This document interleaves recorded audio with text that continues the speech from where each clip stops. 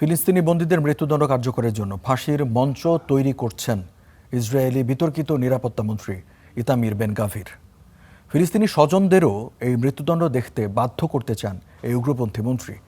এদিকে এক সপ্তাহেরও বেশি সময় ধরে পশ্চিম তীরের কুস্ট্রা গ্রামের 3টি পরিবারকে অবরুদ্ধ রাখার পর এবার তাদের একটি বাড়িকে সামরিক এলাকা ঘোষণা করা হয়েছে, যার অর্থ হল বাড়িটি দখলে নিয়েছে ইসরায়েল। ফিলিস্তিনিদের আটকে রাখা কারাগারের চারপাশে কুমির ছেড়ে দেওয়ার নির্দেশ। গাজায় প্রতি রাতে ৩০ থেকে ৪০ জন ফিলিস্তিনিকে হত্যার পক্ষে সাফাই।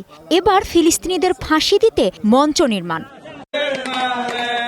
একের পর এক মানবতা বিরোধী কর্মকাণ্ডের এই হোতা ইসরায়েলের উগ্র ডানপন্থী জাতীয় নিরাপত্তা মন্ত্রী ইতামার বেন গাভির। ফিলিস্তিনিদের প্রতি তার নিষ্ঠুরতার সীমা ছাড়িয়ে গেছে। ফিলিস্তিনিদের মৃত্যুদণ্ড দিতে ফাঁসির মঞ্চ তৈরি করেছেন তিনি।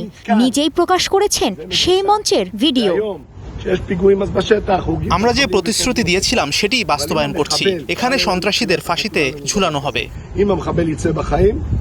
সবচেয়ে ভয়ঙ্কর যে কথাটি তিনি বলেছেন তা হলো ফিলিস্তিনি স্বজনদেরও এই মৃত্যুদণ্ড দেখতে বাধ্য করা, অর্থাৎ প্রিয়জনের মৃত্যুকে তিনি ভয়াবহ এক প্রদর্শনীতে পরিণত করতে চান।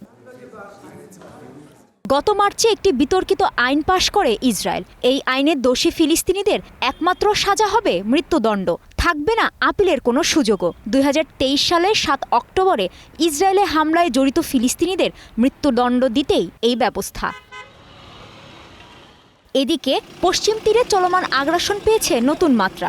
অবরুদ্ধ ফিলিস্তিনিদের একটি পরিবারের বাড়িকে সামরিক এলাকা বলে ঘোষণা করা হয়েছে, যার অর্থ হলো আরও একটি বসতি দখলে নেয়া।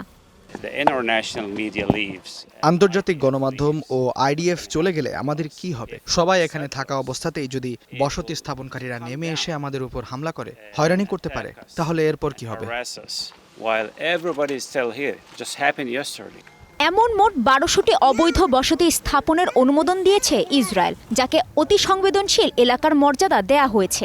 এই কার্যক্রমকে দ্বিরাষ্ট্র সমাধানের জন্য অস্তিত্বের সংকট বলে উদ্বেগ প্রকাশ করেছে জাতিসংঘ। পশ্চিম তীরের এসব ঘটনাকে যুদ্ধাপরাধ বলছে বিভিন্ন আন্তর্জাতিক সংস্থা।